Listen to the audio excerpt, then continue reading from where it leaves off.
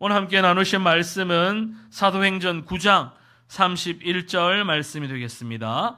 신약성경 203페이지쯤입니다. 신약성경 203페이지쯤에 있는 사도행전 9장 31절의 말씀이 되겠습니다. 사도행전 9장 31절의 말씀, 자막이 안 됩니까? 네. 우리 사도행전 9장 31절 말씀, 우리 다 같이 합독하도록 하시겠습니다. 그리하여 온 유대와 갈릴리와 사마리아 교회가 평안하여 든든히 서가고 주를 경외함과 성령의 위로로 진행하여 수가 더 많아지니라. 아멘. 한번 따라 하시겠습니다. 평안함과 든든함 위에 세워져 성장하는 교회. 평안과 든든함 위에 세워져 성장하는 교회라는 제목으로 함께 좀 말씀을 나누려고 합니다. 2025년 한 해를 시작하면서 저희 표를 현수막 좀 보이시겠지만 성령으로 충만하여 성장하는 교회라고 잡았습니다. 그래서 상반기에는 성령에 대하여서 말씀을 오랜 시간 동안 나누었습니다. 성령님은 이러한 분이다. 성령님이 약속을 하셨고 성령의 충만함을 우리에게 허락하십니다. 뭐 이런저런 하면서 성령의 열매와 성령의 은사를 비롯해서 참 많은 이야기들을 나누었고, 이제는 그러한 성령으로 충만한 성도들이 모인 공동체, 이 교회는 성장하는, 그런 성장할 수밖에 없는 공동체임을 두고 함께 좀 말씀을 나누면서 한 12번, 13번 정도 성장하는 공동체에 대해서 좀 말씀을 나누려고 합니다. 그러면서 오늘은 그 첫 번째 시간으로 초대교회가 어떻게 성장할 수 있었는지를 보여준 아주 중요한 말씀인 사도행전 9장 31절을 말씀, 올 한 해의 주제와도 같은 이 말씀을 가지고 함께 좀 은혜를 나눌까 합니다. 시간을 거슬러서 2000년 전에 1세기 교회는 결코 편안한 상황 속에 있지는 않았습니다. 박해가 있었고 내부의 갈등도 있었고 환경적으로도 매우 어려운 상황들이 놓여 있었습니다. 그런데 그런 상황 가운데서도 성경은 분명히 이야기를 합니다. 교회가 평안하여 든든히 서가고 주를 경외함과 성령의 위로로 진행하여 수가 더 많아지니라. 이것은 우리가 주목해야 할 진리이기도 합니다. 상황이 좋아서 평안한 것이 아니라 하나님 주시는 평안함이 있었기 때문에 교회가 든든히 서갈 수 있었다라는 거예요. 오늘 본문 말씀을 중심으로 해서 우리 교회도 그렇게 세워지기를 소망하며 말씀을 좀 나누기를 원하는데, 첫 번째는 따라 하시겠습니다. 교회의 평안은 성령 안에서 주어집니다. 교회의 평안은 성령 안에서 주어진다라는 거예요. 예수님께서 십자가를 지시기 전에 제자들에게 하신 말씀이 있습니다. 요한복음 14장 27절 말씀입니다. 다 같이 읽어보겠습니다. 시작. 평안을 너희에게 끼치노니 곧 나의 평안을 너희에게 주노라. 내가 너희에게 주는 것은 세상이 주는 것과 같이 아니하니라. 너희는 마음에 근심하지도 말고 두려워하지도 말라. 아멘. 예수님께서 주시는 평안은 단순한 감정이 아니라는 거예요. 세상이 주는 단순한 감정이 아니라 외적인 형편이 좋지 않아도 세상이 우리를 쥐고 흔들어도 하나님 안에서 얻는 깊은 안식과 신뢰가 바로 하나님 주시는 평안이다라는 거예요. 우리가 살아가는 세상이 언제 우리에게 평안을 보장해 준 일이 언제 있습니까? 세상은 우리에게 평안을 담보해 준 일이 없습니다. 경제적인 불안으로 늘 우리를 힘들게 하고, 건강의 문제로 우리의 평안을 빼앗아가고, 인간관계의 문제가 우리에게 늘 불안하고 불편한 상황들을 이야기합니다. 얼마 전에도 한 정치적인 이슈로 인해서 국내 주식이 곤두박질 친 사건이 있죠. 그 일로 인해서 많은 사람들이 참 어려움을 당했죠. 그것이 우리에게 장밋빛 미래를 약속할 만한 그런 경제적인 지표였는데 어느 순간 하나의 일로 인해서 그 주식이 곤두박질 치는 사건들이 일어나기도 합니다. 그냥 순식간에 모든 일들이 언제 그랬냐는 듯이 손바닥 뒤집듯이 뒤집혀버리는 것이 세상이 주는 평안이다라는 거예요. 하지만 성령 안에서 주어지는 평안은 그 모든 상황들을 뛰어넘는다는 거죠.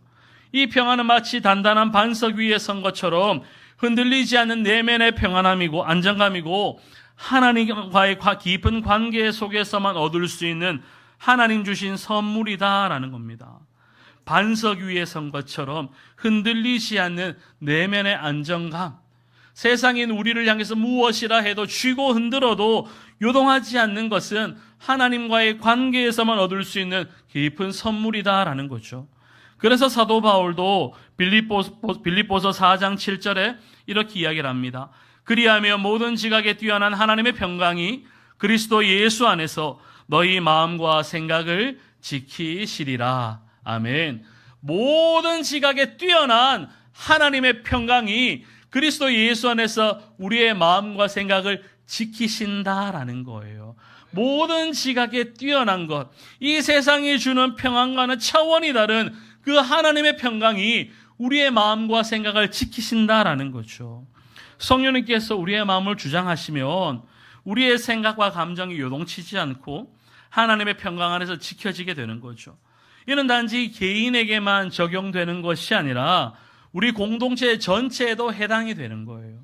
그래서 우리 교회가 진정한 평안을 누리기 위해서는 무엇보다도 우리 한 사람 한 사람이, 더 나아가 우리 공동체 모두가 성령님의 임재를 갈망하고 사모하는 그러한 공동체가 되어야 한다는 거예요.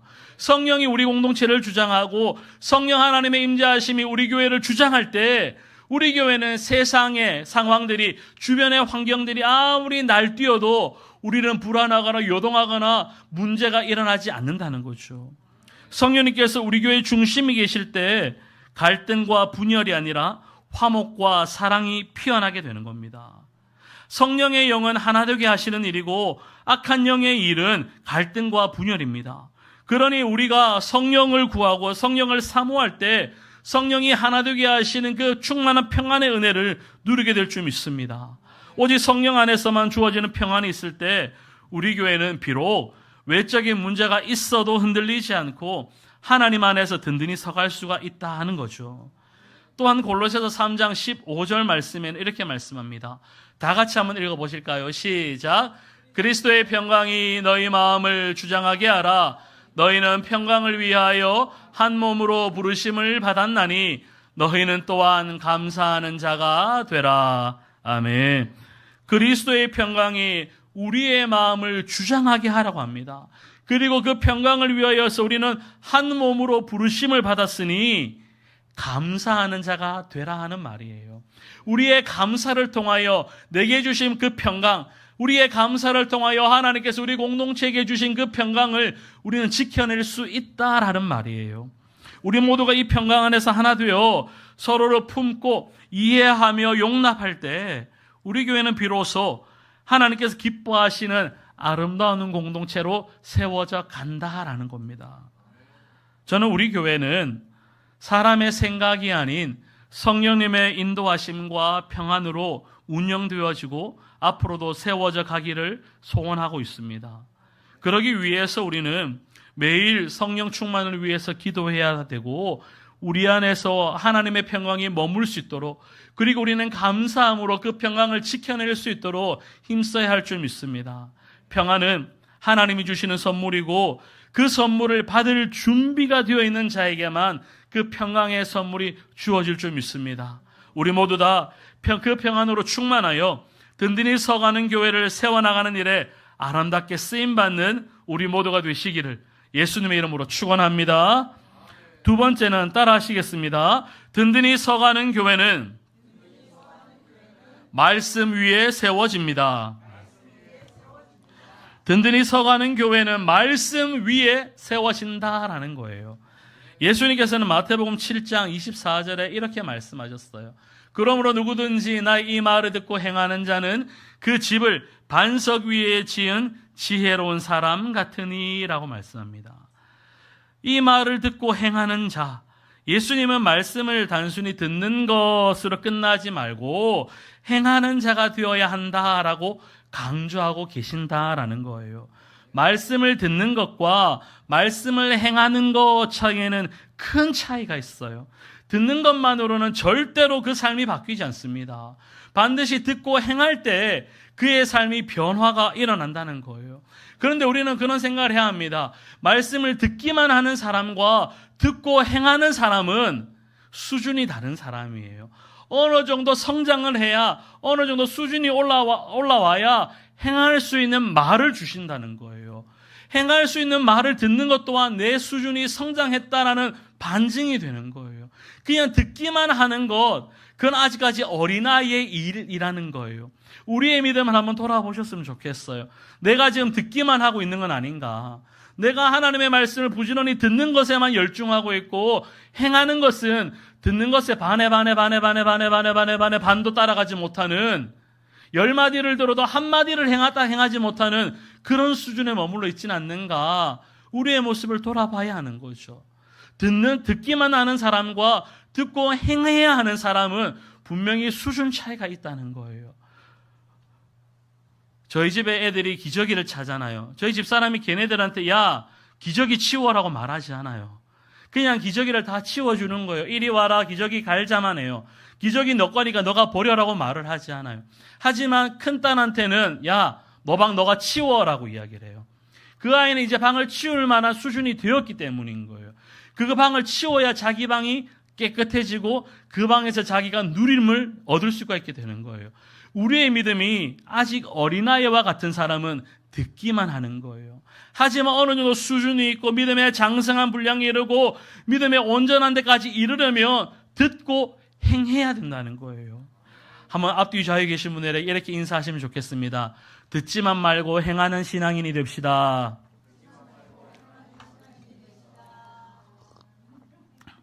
아멘. 우리의 신앙이 듣기만 하지 말고 좀 행할 수 있는 믿음이 있으셨으면 좋겠어요. 초대교회가 남달랐던 이유는 다른 것 아니에요. 그들이 들었던 말은 많은 말씀을 듣지 않았어요. 우리에게는 신약의 말씀도 주어졌지만 초대교회 성도들에게는 마태마가 누가 요한복음부터 요한계시록에까지 있는 신약 성경은 주어지지도 않았어요. 그냥 구약 성경에 있는 그 말씀만 그냥 들었던 말씀 또 듣고 또 듣고 또 들었던 그런 반복된 예배밖에 없었어요. 하지만 그런 반복된 예배, 들었던 말씀 또 듣기도 했으나 그들은 그 말씀을 듣고 삶의 뿌리를 내렸다는 거예요. 말씀은 그들의 삶의 기준이 되었고 삶의 방향을 결정짓는 나침반이 되었던 거죠. 그들은 예배뿐 아니라 삶의 자리에서도 하나님의 말씀을 붙들고 살았다는 거예요. 그러니 그 말씀 붙들고 살려고 몸부림치니 교회가 핍박당할 때 믿음을 지키기 위해서 무엇을 선택을 합니까? 카타콤이라고 지하 공동묘지에 들어가서 그냥 인간 같지 않은 삶을, 인간으로서 살 수 없는 죽은 자와 같은 그런 삶을 그들은 살아냈다는 거예요. 우리 가운데 그런 삶을 선택하는 것 쉽지 않습니다. 하지만 그들이 가능했던 것은 말씀은 그들에게 단지 지식이 아니라 생명이었고 삶의 능력이었고 삶의 기준이었고 그 말씀대로 살아내려는 몸부림침이 있었기 때문에 기꺼이 지하 공동묘지로 들어가서 말씀 붙잡고 살아냈던 거죠. 우리 교회도 마찬가지가 되어야 하지 않겠습니까? 세상은 끊임없이 변합니다. 문화도 가치관도 정치도 경제도 날마다 변하고 눈만 뜨면 바뀌어 있어요. 예전에 10년이면 강산이 바뀐다고 했는데 이제는 10년이 아니라 1년만 지나도 강산이 바뀔 것 같아요. 천지가 개벽하는 일이 쉽게 일어나고 있어요. 그러나 아무리 천지가 10년이면 강산이 바뀌고 5년이면 바뀐다 해도 하나님의 말씀은 변하지 않는다는 거예요. 이사야 40장 8절 말씀에 뭐라 이야기합니까? 풀은 마르고 꽃은 시드나 우리 하나님의 말씀은 영원히 서리라. 아멘. 하나님의 말씀은 영원하다는 거예요. 하나님의 말씀 이외에 영원한 것은 없어요. 하나님의 말씀만 영원하기 때문에 우리는 그 말씀을 1.1획도 변하지 않는 그 말씀을 붙들고 그 말씀이 기준이 되어야 한다는 거예요. 하나님을 회전하는 그림자도 없으시고 그 말씀을 시건치 않으시는 분이 다 말씀하고 있지 않습니까? 그렇기 때문에 시간이 지나도 세월이 흘러도 상황이 바뀌어도 흔들리지 않는 그 말씀 위에 우리가 교회를 세워나가야 하는 거예요. 하나님의 말씀이 시시각각 바뀌면 얼마나 힘들겠어요. 야, 지금은 두려워하지 마. 두려워할 때가 아니야 라고 말씀하셨는데 자고 일어났더니 야, 지금은 두려워해야 돼. 이런 말씀하시면 정말 고칼 노릇일 거예요. 야, 지금은 기뻐해. 지금은 기뻐해. 나 항상 기뻐해야 돼. 근데 세월이 흘러서 야, 이제 보니까 너 기뻐하기 어렵다. 기뻐하지 마, 슬퍼해. 이렇게 말씀하시면 우리가 얼마나 정말 기절초풍할 일이겠어요. 하나님의 말씀은 변하지 않는 거예요. 영원한 말씀이라는 거예요. 그러니 변하지 않는 그 말씀 위에 세워져 가야 합니다. 그래서 우리 교회가 진정으로 든든히 서가기 위해서는 모든 사역과 모든 결정, 모든 양육과 예배가 말씀 중심으로 이루어져야 한다는 거예요. 말씀이 없는 예배는 헛것입니다. 말씀이 없는 모임은 그냥 사모임일 뿐이에요. 말씀이 없는 찬양팀의 연습도 의미 없는 음악 공연밖에 되지 않는 거예요. 주일 예배뿐 아니라 구역 모임과 남녀 선교회 모든 찬양팀의 연습까지도 하나님의 말씀이 중심이 되어야 한다라는 거예요. 오늘 교회 학교 예배 마치고 아이들 영화 보러 가기로 했어요. 영화 보러 가는데 세상 영화가 아니에요. 물론 세상에 하는 그런 상영하는 영화이긴 한데 킹 오브 킹스라고 예수님의 일대기를 다룬 그런 영화예요. 그런 영화들이니까 아이들 보러 가게 하는 거예요. 세상에서 나오는 어벤져스 뭐 이런 거 보러 간다면 교회에서 재정 지원하지 않고 아이들을 보내지 않을 거예요. 영화 한 편을 보더라도 성도들끼리 모임을 가지더라도 그 안에 말씀이 있어야 한다는 거예요. 그 말씀이 없고 세상적인 관점과 세상적인 재미와 세상적인 그 무엇이 그 가운데 중심이 되면 언젠간 그 모임과 그 교회는 무너지게 되어 있다는 거예요. 그래서 그 말씀을 삶에 실천하는 교회는 어떤 상황 속에서도 견고히 서게 되는 겁니다. 야고보서 1장 22절은 이렇게 말씀하기도 합니다. 너희는 말씀을 행하는 자가 되고 듣기만 하여 자신을 속이는 자가 되지 말라. 말씀을 듣기만 하고 행동으로 옮기지 않으면 우리는 신앙의 기초를 잃게 됩니다. 하지만 말씀을 듣고 실천하는 성도는 그 신앙이 자라고 그로 인해 교회 공동체도 함께 자라나게 되는 거예요. 저는 우리 교회가 하나님의 말씀 위에 든든히 서기 위해서 우리 각 사람이 먼저 말씀의 뿌리를 내리고 주어진 말씀대로 순종하는 삶을 살았으면 좋겠습니다. 하루하루 말씀을 읽고 그 말씀을 묵상하면서 그 말씀이 내 삶의 실제가 되고 하나님 내가 이런 상황을 만났는데 내가 이런 문제를 만났는데 오늘 내게 주어진 말씀 이 말씀인데 하나님 내가 어떻게 살아낼까요? 내가 어떻게 순종할까요? 날마다 순간마다 말씀과 내 삶이 부딪히는 그래서 말씀이 실제가 되는 그런 노력이 우리 안에 있으셨으면 좋겠어요. 그렇게 할 때 여러분 한 사람이 반석 위에 세워지고 그러한 성도들이 모일 때 우리 교회가 반석 위에 든든히 세워지는 흔들림이 없는 교회가 될 줄 믿습니다. 교회의 든든함은 건물의 크기나 사람 수에 있지가 않습니다. 말씀에 대한 순종과 실천이 있을 때 그 교회가 비로소 든든한 교회인 줄 믿습니다. 바라기는 우리 교회가 말씀 위에 세워진 그래서 작지만 든든한 그래서 든든히 세워져가는 그런 힘 있는 교회가 되어지기를 예수님의 이름으로 축원합니다. 마지막 세 번째는 따라하시겠습니다. 평안과 든든함은 성장의 토양입니다. 평안과 든든함은 성장의 토양이 된다라는 거예요. 오늘 본문은 매우 중요한 교회 원리를 보여주는데 제가 다시 한 번 더 읽어보겠습니다. 온 유대와 갈릴리와 사마리아 교회가 평안하여 든든히 서가고 주를 경외함과 성령의 위로로 진행하여 수가 더 많아지니라. 이 말씀은 단지 교회가 성장했다는 결과만을 말하는 것은 아니에요. 물론 수가 더 많아진다니까 부흥이 되었구나 할렐루야 굉장히 좋은 말씀이죠. 그런데 단지 교회가 수적으로만 성장했다는 결과만 말하는 것이 아니라 그 성장의 배경에 어떠한 토양이 깔려 있었는지를 보여주고 있어요. 그 토양은 바로 평안과 든든함이라는 거죠. 제가 첫 번째와 두 번째 대지에서 나누었던 그 평안과 든든함이 교회의 성장의 비결, 영적 성장의 토양이 된다라는 말이에요. 성령 안에서 주어지는 내면의 안정감과 말씀 위에 세워진 견고함과 든든함이 바로 교회의 성장을 가능하게 한 좋은 토양이라는 겁니다. 교회가 분쟁이 많고 시끄러우면 성장하기가 어렵습니다. 잠언 17장 1절을 보면 이렇게 말을 해요.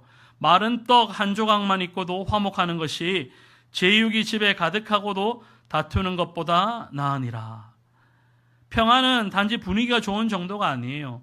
그냥 다투는 것, 흔히 말하는 집구석 꼬라지 봐라 하는 이런 상황보다 아무건 먹을 것이 없어도 집안이 평안한 것, 그런 집이 훨씬 더 좋은 것 아니겠습니까?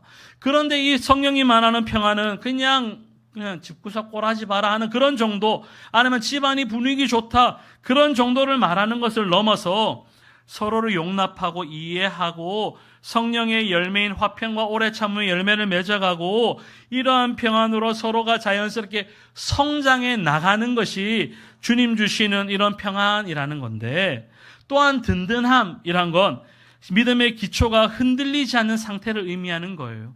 믿음의 반석 위에 든든히 세워져 있으니 기초가 흔들리지 않습니다. 지금 여러분의 믿음의 기초는 어떻습니까? 평안하십니까? 든든하십니까? 우리의 믿음의 기초는 좋을 때는 아무것도 몰라요. 비바람이 불고 창수가 나고 태풍이 불고 고난과 시련이 닥쳐봐야 내 믿음의 기초가 든든한지 아니면 내 믿음의 기초가 부실한지 그때 판가름이 난다는 거예요. 마지막 때에 불시험 당할 때 하나님께 그 공력을 따라서 우리의 믿음을 평가한다고 판단한다고 말씀하세요. 고난을 당해봐야, 시련을 당해봐야 우리의 믿음의 기초가 튼튼한지 부실한지 알 수 있는데, 지금 여러분의 믿음의 기초는 어떻습니까? 에베소서 4장 14절에 보면 이런 말씀이 있어요. 이는 우리가 이제부터 어린아이가 되지 아니하여 사람의 속임수와 간사한 유혹에 빠져 온갖 교훈의 풍조에 밀려 요동하지 않게 하려 함이라. 이제부터는 우리가 어린아이가 되지 아니하면서 세상의 유혹과 속임수에 빠져서 온갖 풍조에 밀려서 요동하지 않기를 원한다는 거예요. 그렇게 되어서는 안 된다는 거예요. 믿음의 어린아이처럼 되어서 기초와 기본이 약하며 조그마한 세상의 유혹과 시험과 풍파 앞에 떠밀려가서 요동하게 된다는 거예요. 우리로 하여금 교회가 더 이상 이런 어린아이처럼 요동하지 않게 해야 된다라고 말씀하는데, 그런데 이런 일이 가능하려면 어떻게 해야 되느냐? 하나님을 아는 것과 하나님의 아들을 아는 것과 하나님의 아들을 믿는 것에 하나가 되어 날마다 성장해 가야 한다는 거예요. 에베소서 4장 13절 말씀, 이 바로 앞자리 13절 말씀 우리 다 같이 한번 읽어보겠습니다. 시작.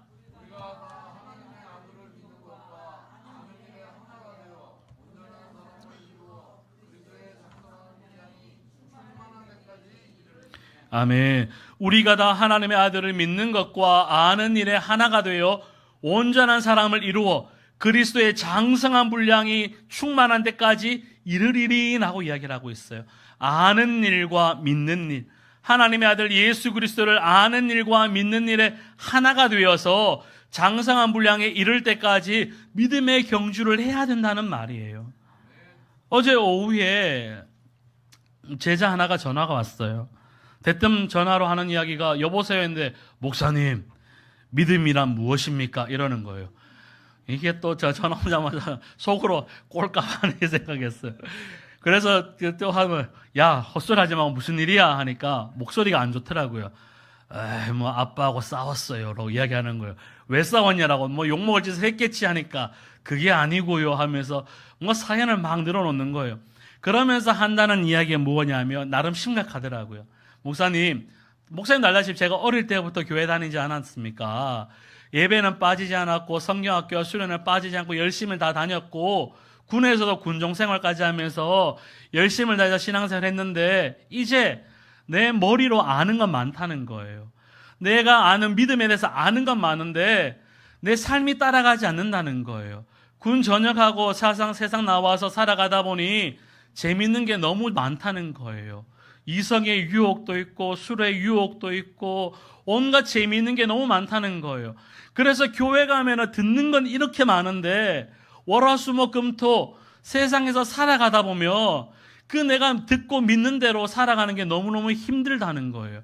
그러니 아버지한테 아빠 내가 믿음이 이런데 라고 하면 야 삶이나 똑바로 살아라 주여 바뀌었다는 거예요.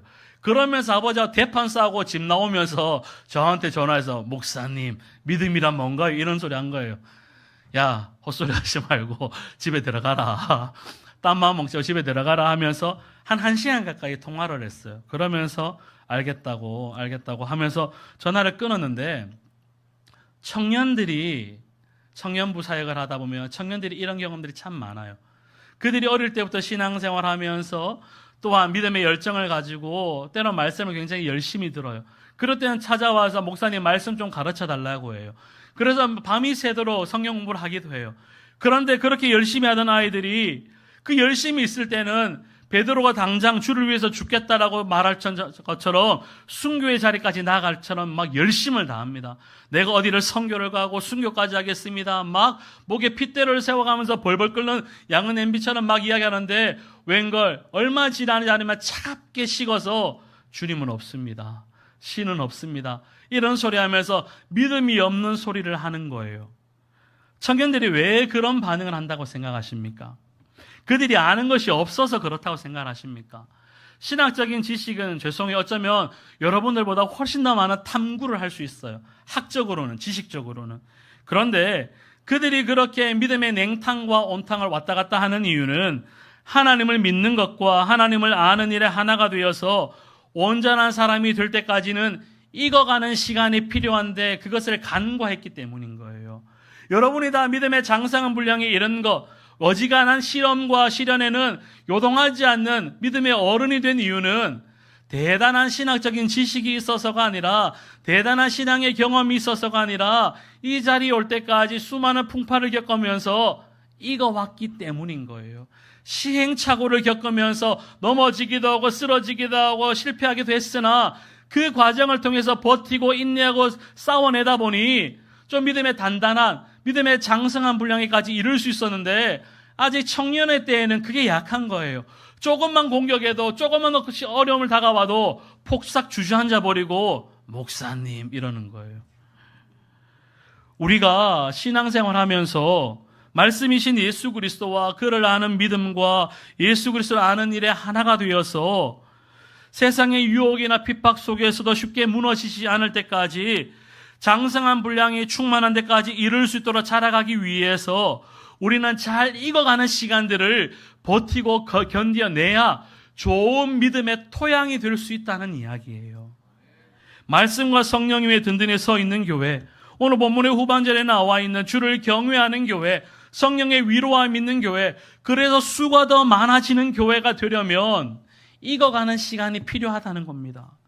마치 비온 뒤에 땅이 굳어지는 것처럼 하나님을 아는 것과 믿는 일, 성장해서 열매 맺는 그 시간까지 우리가 무너지지 않고 버텨내야 되는데, 우리가 왜 시행착오가 없겠어요? 왜 항상 잘 되기만 하겠어요?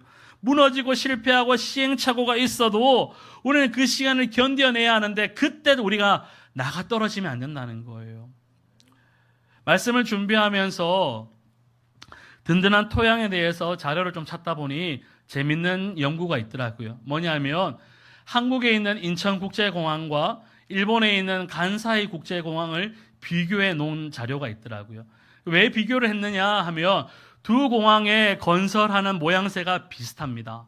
인천공항이 영종도라는 섬을 기준으로 해서 주변에 있는 바다와 섬들을 다 메웠어요. 그때 매립을 할 때 많은 사람들이 불가능한 일이다, 실패할 거다라고 이야기를 했어요. 왜냐? 한국에서는 해본 적이 없는 사업이었기 때문에. 그래서 불가능할 것이다 라고 이야기를 했는데, 지금 인천공항은 세계적인 공항이 되었어요. 아주 훌륭한 공항이 되었죠. 그런데 그에 반해서 간사이 국제공항은, 오사카에 있는 그 간사이 공항은 지을 때 일본이 94년도에 완공을 했는데 한국보다 기술력이 더 좋으니까 천문학적인 금액과 아주 수준 높은 기술을 가지고 그 공항을 건설을 했어요. 똑같이 땅을 매립을 하면서 그 공항을 건설했는데, 그 건설한 이후에 두 개의 공항 처한 형편이 완전 달라졌어요. 간사이 공항은 지난 2018년 제비라는 태풍이 왔을 때 그 활주로가 완전 물에 잠겨버렸어요. 그러니 공항으로서의 역할을 감당할 수가 없게 된 거죠. 게다가 더 큰 문제는 그 공항이 개항을 하고 난 이후에 개항 후 6년 동안 11m가 땅이 가라앉아 버렸어요. 매년 2m씩 땅이 가라앉아 버렸고 지금도 땅이 가라앉고 있는 거예요. 매립지인데. 그래서 일본의 그 최첨단 기술로서 지금도 900개 이상의 대형 기둥들로 땅을 받치고 있는데 그냥 땅이 가라앉는 게 다 천차만별이니까 기둥을 받치는 게 무의미하다는 평가가 나올 정도로 간사이 공항은 서서히 가라앉고 있는 중이에요. 그런데 한국의 인천공항은 지금 매년 얼마가 가라앉는지 알고 계세요? 퀴즈, 얼마나 가라앉고 있을까요? 가라앉고 있긴 합니다. 근데 매년 1cm 미만이래요. 1cm 미만으로 가라앉고 있는데 세계적인 전문가들이 평가하기에 인천공항은 향후 500년 동안 아무 문제가 없다는 거예요. 그 영종도를 비롯한 주변의 바다들을 매립한 그 당시에 불가능하다, 안 된다, 실패할 것이다 라고 이야기했던 그 인천국제공항은 매년 1cm 미만으로 가라앉는, 그래서 향후 500년 동안 안전한 그런 공항으로 건축이 되었는데 그에 반해서 아주 많은 금액의 그 아주 최첨단의 기술을 가지고 야심차게 건축한 간사이 공항은 매년 정말 측정할 수 없을 만큼 매년 많은 깊이로 가라앉고 있고 지금도 900개 이상의 기둥들로 그 공항을 받치려고 하는 그런 작업들을 할 만큼 처참하게 무너져 가고 있다는 거예요. 그 차이가 무엇이냐 하면 간사이 공항은 처음에 설계하고 계획한 것을 너무 신뢰한 거예요. 그러니 그 계획한 대로, 디자인한 대로, 설계한 대로 쭉 밀고 나가서 매립을 한 거예요. 그리고 그 위에 화려한 공항들을 다 올려버렸는데 인천공항은 우리의 약함을 안 거예요. 그러면서 시행착오로 인정을 한 거예요. 시행착오가 있어도 다시 하면 되지. 시행착오가 있어도 다시 보수하면 되지. 매번 시행착오를 경험해도 그때마다 다시금 보수하고 다시 또 보수하고 다시 또 보수하면서 위에 올리는 공항의 건물이 중요한 게 아니라 매립지를 튼튼하게 하는 거에 더 집중을 한 거예요.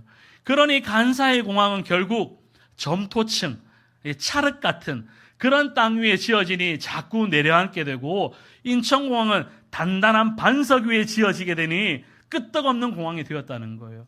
그러면서 우리가 우리 교회를 세워나가고 우리가 성장하고 부흥하는 것, 세워지는 것, 열매 맺는 그런 것들에 관심 갖기보다 토양을 든든히 하면 열매는 하나님이 맺게 하신다는 거예요. 왜 우리가 살아가면서 교회를 이루어가면서 시행착오가 없겠어요? 실패할 수 있어요. 그러나 그것 두려워해서는 안 되는 거예요. 시행착오가 있어도 밀고 나가는 것이고 실패해도 묵묵히 걸어가다 보면 그 길의 끝에 하나님께서 그 토양을 단단하게 하시고 마침내 열매 맺게 하신다는 거예요. 그리고 그 시편 1편 3절에 보면 말씀과 성령이라는 시냇가에 뿌리 내리는 교회는 철을 따라 열매를 맺는 겁니다. 그는 시냇가에 심은 나무가 철을 따라 열매를 맺으며 그 잎사귀가 마르지 아니함 같으니 그가 하는 모든 일이 다 형통하리로다 라고 말씀합니다. 이 열매는 단지 수적인 부흥만을 말하는 건 아니에요. 인격의 변화도 일어난다는 거예요. 우리의 신앙의 토양이 평안함과 말씀 위에 든든한 그런 토양을 갖추게 되면 열매를 맺게 되는데 그냥 수적인 열매를 맺는 것이 아니라 행함이 있는 사랑, 그 정말 더 깊은 그 사랑의 열매를 맺게 되고 그 섬김은 왼손이 한 일을 오른손이 모를 정도로 더 깊은 섬김의 열매가 있게 되고 믿음은 성숙해져서 어린아이를 벗어버리는 영적인 성장도 뒤따라오게 된다는 거예요. 저는 우리 교회가 평안함과 든든함을 잘 가꾸고 버텨내는 교회가 되기를 소망합니다. 분위기가 평안하고 말씀이 중심이 되고 서로를 세워주는 공동체가 될 때 하나님께서는 날마다 수를 더하게 하시는 성장의 열매를 허락해 주실 겁니다. 그리고 우리는 단지 외적인 숫자나 크기에만 집중할 것이 아니라 내적인 질과 그 토양의 든든함과 평안함에도 힘쓸 때 하나님께서 친히 자라나게 하실 줄 믿습니다.